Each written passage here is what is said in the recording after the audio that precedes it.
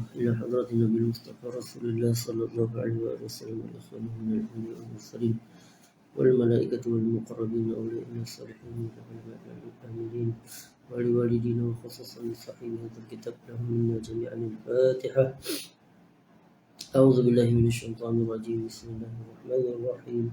الحمد لله رب العالمين الرحمن الرحيم مالك يوم الدين إياك نعبد وإياك نستعين اهدنا الصراط المستقيم صراط الذين أنعمت عليهم غير المغضوب عليهم ولا الضالين آمين. أعوذ بالله السميع العليم من الشيطان الرجيم. بسم الله الرحمن الرحيم. الحمد لله رب العالمين وأشهد أن لا إله إلا الله وحده لا شريك له وأشهد أن سيدنا محمد رسول الله صلى الله عليه وسلم الشرف وكرم وبارك وعظم وعلى آله وصحبه والتابعين وتابعيهم بإحسان إلى يوم الدين وعلينا معهم في كل لمحة ونفس عدد ما وسعه علم الله. سبحانك لا علم لنا إلا ما علمتنا إنك أنت العليم الحكيم ولا حول ولا قوة إلا بالله العلي العظيم. رب اشرح لي صدري ويسر لي أمري واحلل عقدة من لساني يفقهوا قولي. اللهم علمنا ما ينفعنا وانفعنا بما علمتنا وزدنا علما وارزقنا فهما واجعلنا من عبادك الصالحين. اللهم اجعلنا من الذين يستمعون القول فيتبعون أحسنه. ربنا آتنا في الدنيا حسنة وفي الآخرة حسنة وقنا عذاب النار. اللهم آمين اللهم آمين اللهم آمين. أما بعد Alhamdulillah, syukur pada Allah Subhanahu Wa Taala kerana masih lagi mempertemukan kita di dalam majlis pembacaan kitab Al-Azkar min kalam Sayyidil Abrar al-musamma Hilyatul Abrar wa Syiar al-Akhyar fi talkhis ad-da'awat wal azkar al-mustahabbah fi al-lail wal nahar, karangan dan susunan Al-Imam Al-Allamah Al-Mujtahid Muhyiddin Abi Zakaria Yahya Ibn Sharaf An-Nawawi Asy-Syafi'i rahimahullah ta'ala wa nafa'ana Allah bi'ulumihi wa 'ulumi masyayikhihi wa masyayikhina fi darin amin. Hari ini kita di majlis yang ke-77. Dan sebelum itu saya mohon maaf kerana semalam tak dapat melaksanakan majlis kita disebabkan ada masalah sikit. InsyaAllah kita mohon pada Allah Subhanahu Wa Taala supaya semoga kita dipermudahkan dan diberi kekuatan dan juga istiqamah untuk meneruskan pembacaan kitab ini sehingga khatam insya-Allah. Baik. Hari ini pada bab jawaz qaulil marid ana syadidul waja' atau maw'ub atau wa ra'sah wa nahwa dhalik. Wa bayan annahu la karahata fi dhalik idza lam yakun shay'un min dhalika 'ala at-tasakhut wa izharil jaza'. Berkenaan dengan bab seseorang yang ditimpa sakit dan dia mengeram. Maksud dia seolah-olah macam nampak mengeluh. Tapi mengeluh bukan disebabkan kecewa, rasa putus asa dan seumpamanya. Itu mengeluh yang sedemikian adalah makruh. Dia seolah dia kata, kenapa aku saja ditimpa penyakit ini, kenapa aku. Akan tetapi kalau dia mengeluh ataupun mengerang, sakitnya kepala dan seumpamanya, itu tidak ada masalah. Sebab itu adalah fitrah manusia. Apabila kena sesuatu yang menyakitkan, dia akan secara spontan dia akan mengerang. Dia akan mengeluh, bukan mengeluh yang kecewa, akan tetapi mengeluh disebabkan sakit. Fitrah manusia. Baik, kita terus kepada hadis yang ke-417. Kalau cetakan Darul Minhaj insya-Allah. Baik, qala al-Imam An-Nawawi rahimahullah ta'ala wa nafa'ana Allah bi'ulumihi fid darin amin. Rawaina fi sahihai al-Bukhari wa Muslim an Abdullah bin Mas'ud radhiyallahu anhu qala dakhaltu 'ala an-nabiy sallallahu alaihi wa alihi wasallam wa huwa yu'ak famasastuhu faqultu innaka latu'aku wa'kan shadidan qala ajal inni u'aku kama yu'aku rajulani minkum. Hadis riwayat daripada Sahih Al-Bukhari dan juga Sahih Muslim daripada Sayyidina Abdullah ibn Mas'ud radhiyallahu anhu. Beliau menceritakan bahwasanya pada satu hari beliau datang menjenguk, menziarahi baginda Nabi sallallahu alaihi wasallam wa huwa yu'ak, baginda dalam keadaan gering, sakit, demam. Famasastuhu, kemudian Sayyidina Abdullah bin Mas'ud apabila masuk, beliau menyentuh ataupun meletakkan tangannya di atas badan baginda Nabi sallallahu alaihi wasallam ataupun di kepala baginda Nabi sallallahu alaihi wasallam. Faqultu innaka la tu'aku wa'kan shadidan. Kemudian dia merasakan badan baginda Nabi sallallahu alaihi wasallam sangat panas. Innaka la tu'ak wa'kan shadidan, engkau sedang mengalami demam yang bersangatan sebabkan panas yang sangat-sangat. Qala, kemudian baginda Nabi sallallahu alaihi wasallam menjawab, ajal, ya benar. Inni u'aku kama yu'aku rajulani minkum. Sesungguhnya aku ni apabila ditimpa sakit, ditimpa demam, kama yu'aku rajulani minkum, seolah seumpama dua orang lelaki di kalangan kamu. Yani Nabi mengalami sakit yang dua kali ganda daripada seorang manusia, seorang orang awam daripada selain baginda Nabi sallallahu alaihi wasallam. Iaitu baginda Nabi diuji dengan kesakitan yang dua kali ganda daripada manusia orang biasa. Itu syahid, Imam Nawawi mengatakan baginda Nabi menyebut aku juga sakit, itu dikira sebagai mengerang ataupun menyebut akan kesakitannya. Inni u'aku kama yu'aku rajulan minkum. Dan hadis ni ada sambungan dia lagi. Akan tetapi Imam Nawawi hanya mendatangkan syahidnya di situ berkenaan dengan menyebut kesakitan. Harus untuk kita menyebut tentang sakit kita. Dan sakit ini boleh dibolehkan untuk menyebut sakit, untuk mengerang disebabkan beberapa keadaan lah, seperti untuk menerima rawatan daripada doktor dan yang seumpama dengannya. Dan sambungan hadis ni apabila Nabi menjawab, aku ditimpa sakit yang dua kali ganda, seolah-olah seumpama dua orang lelaki daripada kamu. Kemudian Sayyidina Abdullah bin Mas'ud menjawab, mengatakan, laka ajran, maka dengan demikian kamu akan, engkau, baginda Nabi mendapat dua kali pahala, dua kali ganda pahala. Kemudian Nabi menjawab, na'am, ya benar. Kemudian Nabi kata, ma min muslimin yusibuhu adhan, tidaklah seseorang daripada seorang muslim yang ditimpa kesakitan, musibah daripada sakit dan yang seumpama dengannya, illa hatallahu maradan aw fama siwahu, daripada sakit dan seumpamanya, illa hatallah sayyiatihi, malaikat Allah Taala menghapuskan, memadam segala dosa-dosa dia, kejahatan yang dilakukannya. Kama tahuttu syajarah waraqaha, seumpama daun yang gugur daripada pokok. Itu dengan syarat orang yang ditimpa sakit ataupun musibah tersebut, dia kena bersabar dengan kesakitan dia. Maka dengan sebab itulah Allah Ta'ala akan menghapuskan segala dosa-dosanya. Ini dosa-dosa yang kecil sahaja, dosa-dosa yang kecil sahaja yang berkaitan dengan Allah Subhanahu Wa Ta'ala. Adapun dosa-dosa yang besar itu perlu kepada taubat nasuha yang sebenar-benarnya. Dan juga dosa yang berkaitan dengan manusia itu tidak kena mohon ampun juga sesama manusia sendiri. Dosa yang diampun di sini adalah dosa yang kecil sahaja yang berkaitan dengan hak Allah Subhanahu Wa Ta'ala. Baik. Hadis yang seterusnya, qala wa rawaina. Sebelum itu ada juga syahid berkenaan dengan para nabi, para anbiya.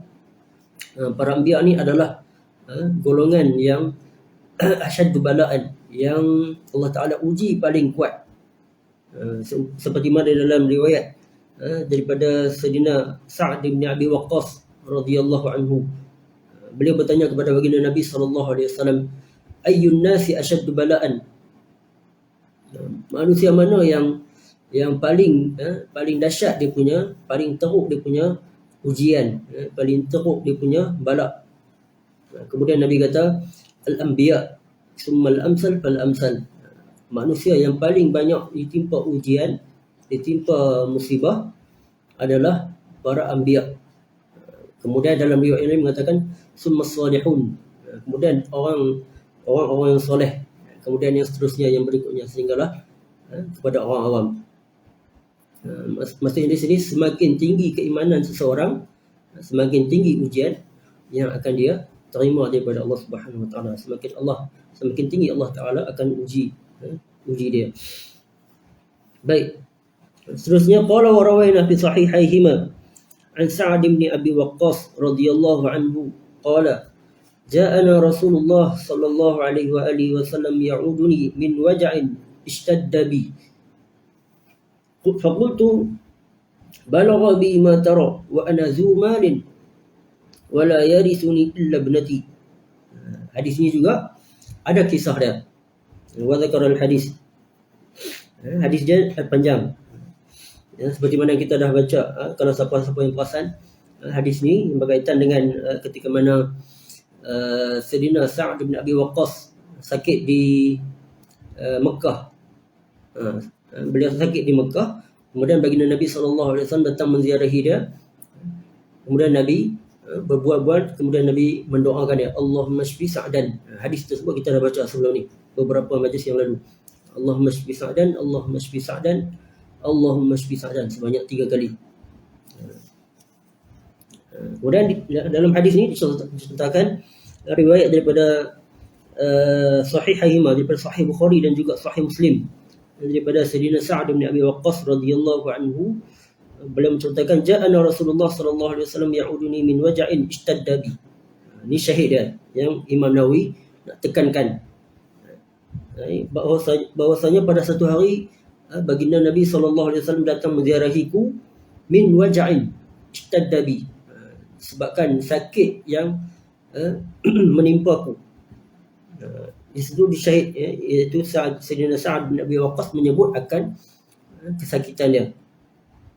Faqultu balagha bi ma tara. Kemudian Sayyidina Sa'd menyebut kepada baginda Nabi sallallahu alaihi wasallam, balagha bi ma tara. Maksudnya, tengoklah apa yang saya alami sekarang. Maksudnya di sini ada sedikit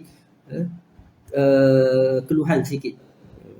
Wa ana zu malin, dan saya ada banyak harta.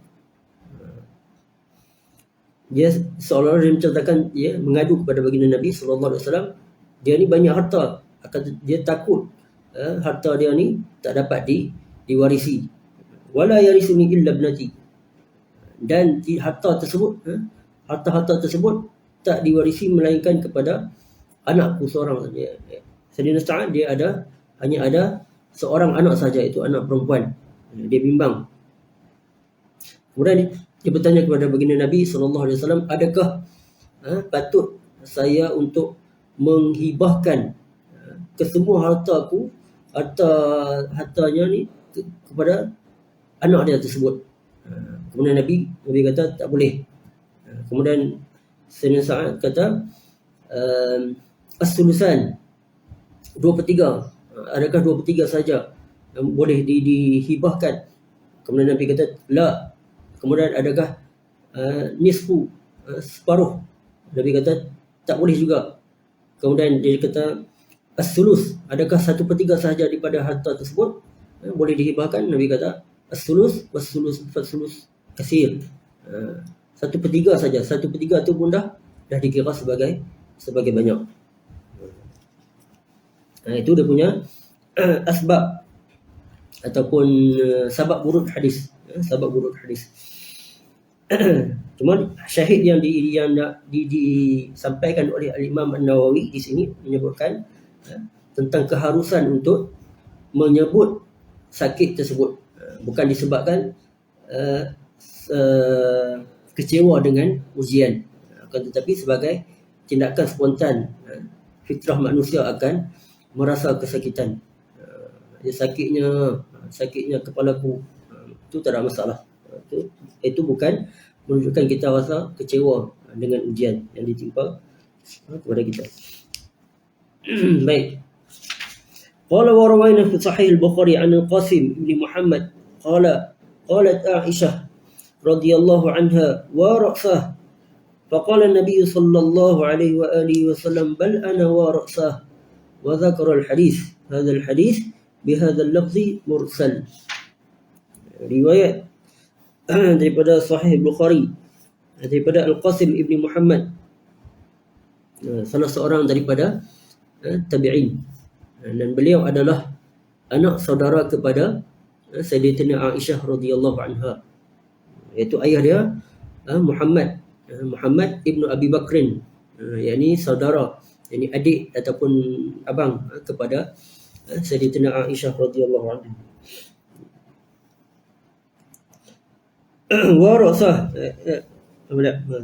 qalat Aisyah radhiyallahu anha wa ra'sah. Sayyidina Al-Qasim bin Muhammad menceritakan tentang Sayyidatina Aisyah menceritakan kepada dia, wa ra'sah, sakitnya kepalaku. Wa ni di sini bermaksud huruf nida yang menyebut tentang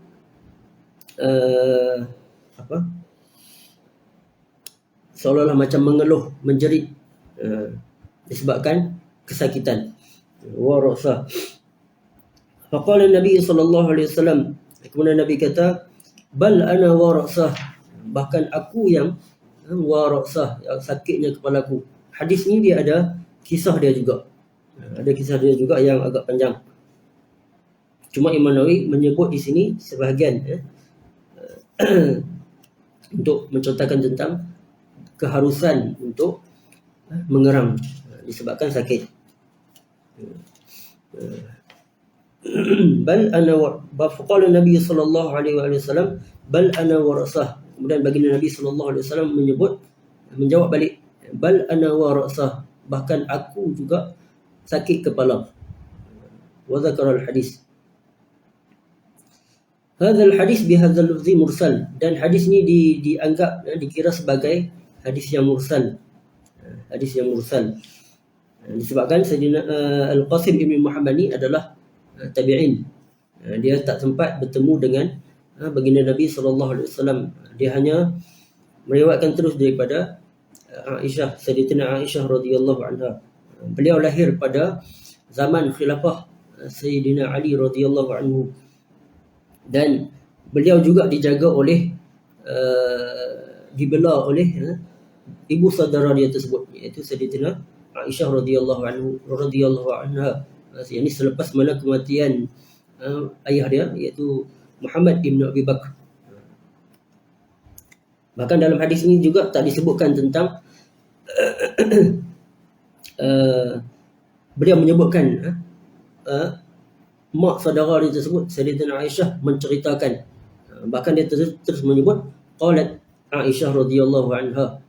Maka disebabkan tersebut dia dikira sebagai hadis yang mursal, hadis yang tak disebutkan akan perawi tersebut sambung kepada baginda Nabi sallallahu alaihi wasallam terus.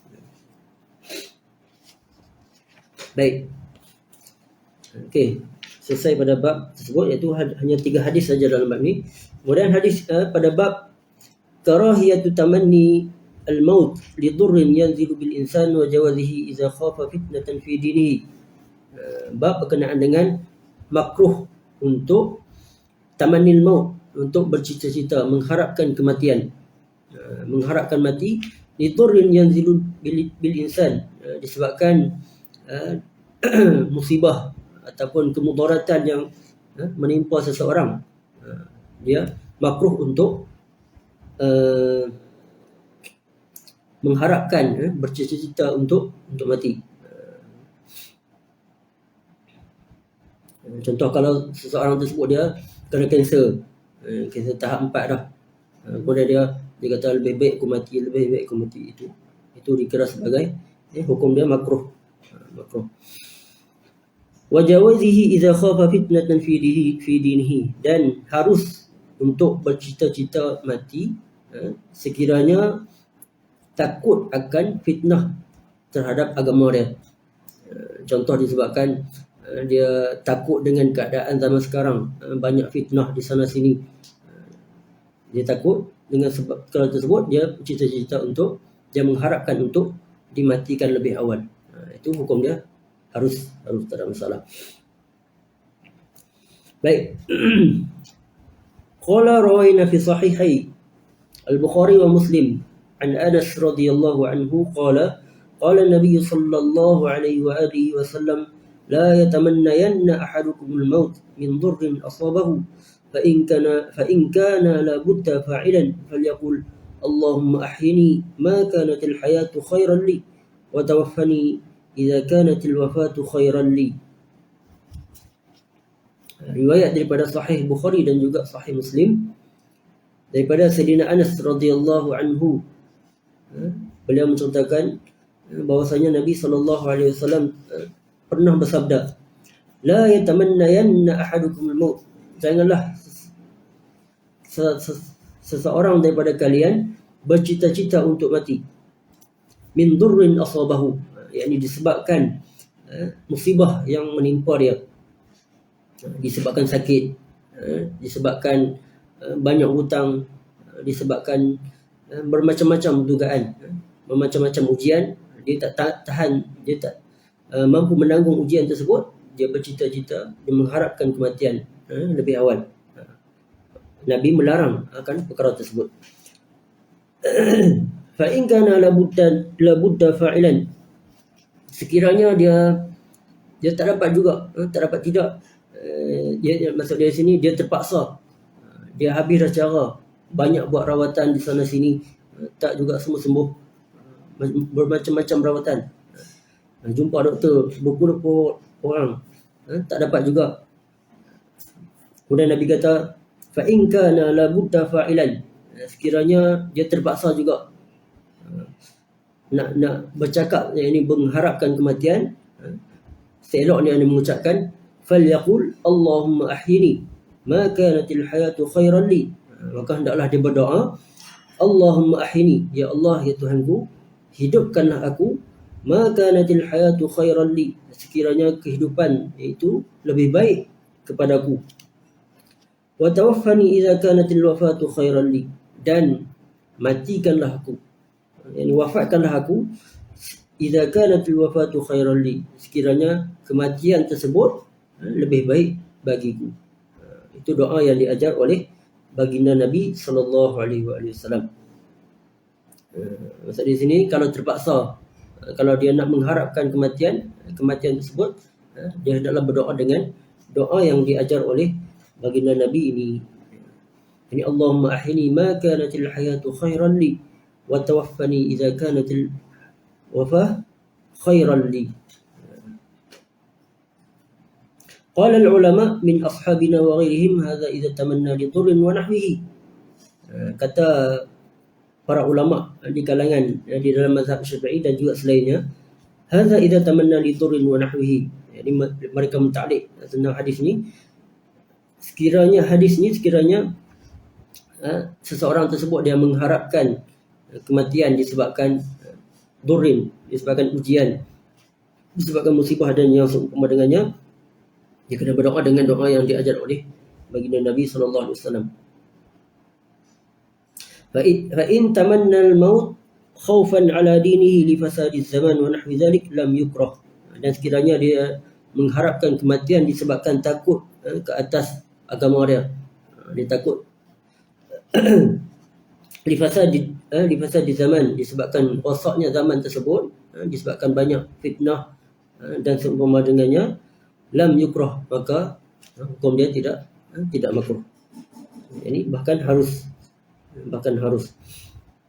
Dan kata para ulama ada 3 golongan sahaja. Ada 3 golongan sahaja yang mereka ni mengharapkan kematian. Jadi golongan yang pertama, seseorang yang jahil tentang apa yang akan berlaku selepas kematian. Dia tak tahu apa yang akan berlaku di alam barzakh sana. Orang tersebut dia jahil, dia mengharap kematian, iaitu dikira sebagai orang yang tak betul lah. Tak betul. Kemudian golongan yang ditimpa ujian tapi dia tak bersabar dengan dia. Seolah-olah dia takut, dia melarikan diri daripada qada dan qadar Allah Subhanahu Wa Taala. Itu golongan kedua. Dia tak sabar dengan musibah dengan yang diuji kepada dia. Dan golongan yang ketiga, ini golongan ni dipuji akan mereka disebabkan mereka mengharapkan kematian, iaitu golongan yang tak sabar nak bertemu dengan Allah Subhanahu Wa Taala. Rajulun ahabba liqa Allah, golongan yang cinta untuk bertemu dengan Allah Subhanahu Wa Taala. Maka pada waktu tersebut hukum dia harus. Baik. Bab istihbab du'a al-insan bi an yakuna mautuhu fil baladis syarif. Berkenaan dengan disunatkan, dianjurkan untuk berdoa supaya dimatikan pada tempat yang mulia. Tempat yang mulia terutama di Madinah. Qala rawayna fi sahih al-Bukhari an ummil mu'minin Hafsah binti Umar radhiyallahu anhuma qalat qala Umar Allahumma rzuqni shahadatan fi sabilik waj'al mauti fi baladi rasulik sallallahu alaihi wasallam. Faqultu anna yakunu hadha? Qala ya'tini Allahu bihi idza syaa. Riwayat daripada Sahih Al-Bukhari daripada Ummul Mukminin Hafsah binti Umar radhiyallahu anhuma, ini isteri baginda Nabi sallallahu alaihi wasallam, ini anak kepada Sayyidina Umar radhiyallahu anhu. Qalat, beliau menceritakan, qala Umar, pada satu hari beliau terdengar ayah dia berdoa, Allahumma rzuqni syahadatan fi sabilik, ya Allah kurniakanlah aku syahadatan fi sabilik, syahid di jalan engkau, jadi mati dalam peperangan. Waj'al mauti fi baladi rasulika sallallahu alaihi wasallam, dan jadikanlah kematianku di bumi yakni di bumi Rasulullah, yakni di Madinah Rasulika sallallahu alaihi wasallam. Dan fi'lan apa yang diminta oleh Sayyidina Umar tersebut Allah Taala kabulkan, iaitu beliau dimatikan, diwafatkan di Madinah Rasul sallallahu alaihi wasallam dan dikebumikan bersebelahan dengan baginda Nabi sallallahu alaihi wasallam. Faqultu anna yakunu hadha? Kemudian Sayyidatina Hafsah berkata, bolehkah macam tu? Bolehkah minta kepada Allah dengan macam tu? Qala ya'tini Allahu bihi idza syaa. Kemudian Sayyidina Umar kata, Allah Taala akan berikan kepadaku idza syaa, sekiranya dia kehendaki. Maksudnya di sini tak ada masalah, harus untuk kita mendoakan untuk dimatikan di tempat yang mulia, iaitu di Madinah Rasul sallallahu alaihi wasallam. Dan juga seperti itu jugalah kita dituntut untuk disunatkan untuk sentiasa berdoa untuk dimatikan di bumi Madinah Rasul sallallahu alaihi wasallam. Bahkan banyak fadilat tentang dimatikan ataupun mati di bumi Madinah. Bahkan ada hadis yang menyebutkan yang mafhumnya, sekiranya kamu itu mafhum dari sepotong hadis, sekiranya kamu mampu untuk mati di Madinah, maka mintalah untuk dimatikan di situ. Tak ingat dah dia punya matan hadis macam mana. Sebab apa? Sebabnya iaitu yang terutamanya iaitu di Madinah ada baginda Nabi sallallahu alaihi wasallam.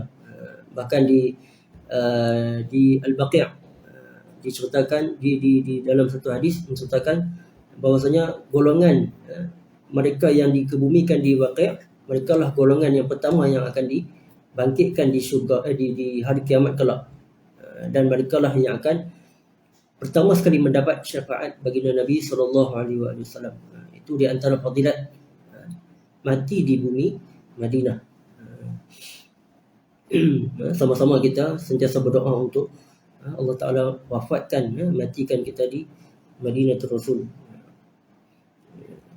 Allahumma rzuqni syahadatan fi sabilik waj'al mauti fi baladi rasulika sallallahu alaihi wasallam.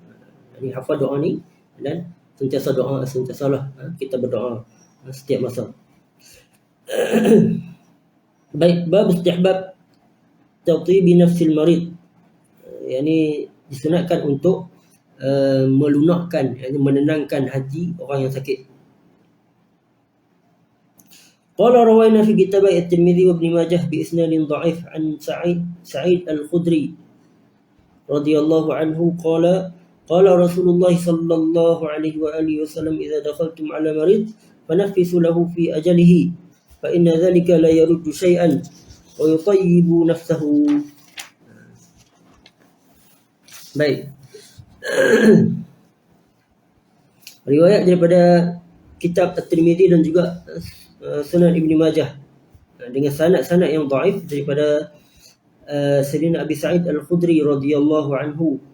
Beliau berkata bahwasanya Rasulullah sallallahu alaihi wasallam telah bersabda, "Idza dakhaltum 'ala marid," apabila kamu menziarahi orang yang sakit, "fanaffisu lahu fi ajalihi," yani maka tenangkanlah dia fi ajalihi, tentang ajal dia. Maksud dia di sini kita menceritakan insya-Allah kamu akan sembuh, umur kamu akan panjang insya-Allah. Fa inna dzalika la yaruddu syai'an. Kalau dengan demikian, iaitu dengan menyebutkan tentang ajal tersebut, iaitu kita kata ajal yang panjang tersebut la yaruddu syai'an. Maksudnya dia tidak akan memanjang, iaitu tidak akan mengubah takdir yang telah ditetapkan oleh Allah Ta'ala. Wa yutayyibu nafsahu, dan hendaklah menenangkan hati dia. Maksud dia di sini kita bagi optimis kepada dia. Kamu akan sembuh, kamu akan umur kamu akan panjang insya-Allah. Jangan pula kata masuk ziarah orang sakit kata jiran saya dulu sakit macam ni juga, 2-3 kali Jumaat pergi terus. Itu dikira sebagai kurang ajar. Sepatutnya dia kena bagi nasihat ataupun pesanan yang optimis kepada orang yang sakit. Wa yughni anhu hadis Ibn Abbas radhiyallahu anhuma as-sabiq fi bab ma yaqulu al-marid la ba'sa tahur insya-Allah. Bahkan dia cerita kepada orang yang sakit tersebut, la ba's, tak ada apa-apa insya-Allah, jangan takut, tahur insya-Allah. Allah Ta'ala sedang menghapuskan dosa-dosa kamu dengan sebab sakit tersebut. Maka hendaklah kamu bergembira dengan dia, iaitu dengan kesakitan tersebut, dan bersabar dengan dia. Jangan kamu rasa kecewa dengan ujian tersebut.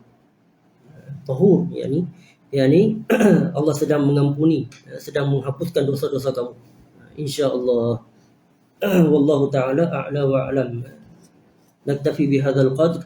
Kita bisa cukup sekadar untuk hari ini, dan kita akan sambung pada babus sana' 'alal marid bi mahasini a'malihi wa nahwiha idza ru'iya minhu khaufun liyadhhaba khaufuhu wa yuhsinu dhannahu bi rabbih subhanahu wa ta'ala. Bab tentang memuji pesakit tentang amalan-amalan dia. Ini amalan-amalan yang telah dilakukan dia, yang bagi pengharapan kepada orang yang sakit tersebut, insya-Allah pada esok hari insya-Allah. Tapi tak pasti lagi esok boleh atau tidak. Nanti kalau boleh insya-Allah saya akan teruskan macam biasa. Kalau saya kalau dalam lebih daripada 6:55 minit tersebut saya tak buat, itu maksudnya hari tersebut tak ada lah, insyaAllah. Kalau kurang pada tu insyaAllah boleh. Hari Khamis tak pasti lagi, insyaAllah adalah. Hari Jumaat tak ada. Kemudian hari Isnin pun tak pasti lagi, boleh buat atau tidak, insyaAllah. Nanti kalau boleh saya akan maklumkan, insyaAllah. Baik, apa yang baik pada Allah Subhanahu Wa Taala dan apa yang kurang datang daripada kelemahan dan kekurangan kejahilan diri saya mohon maaf. Dan kita akhiri dengan sama-sama selawat kepada baginda Nabi sallallahu alaihi wasallam. Allahumma salli afdalas salatin ala as'adil makhluqatika sayyidina Muhammad wa ala alihi wa sahbihi wa sallim adada ma'lumatika wa midada kalimatika kullama dhakaraka dhakirun wa ghafala 'an dhikrikal ghafilun. اللهم صل أفضل الصلاة على أسعد المخلوقاتك سيدنا محمد وعلى آله وصحبه وسلم عدد معلوماتك ومداد كلماتك كلما ذكرك الذاكرون وغفل عن ذكرك الغافلون. اللهم صل أفضل الصلاة على أسعد المخلوقاتك سيدنا محمد وعلى آله وصحبه وسلم عدد معلوماتك ومداد كلماتك كلما ذكرك الذاكرون وغفل عن ذكرك الغافلون. سبحانك اللهم وبحمدك أشهد أن لا إله إلا أنت أستغفرك وأتوب إليك. بسم الله الرحمن الرحيم. والعصر إن الإنسان لفي خسر إلا الذين آمنوا وعملوا الصالحات وتواصوا بالحق وتواصوا بالصبر. Jazakumullahu khair jaza. Mudah-mudahan Allah Ta'ala berkati kalian, insyaAllah. Barakallahu fikum. Assalamualaikum warahmatullahi wabarakatuh.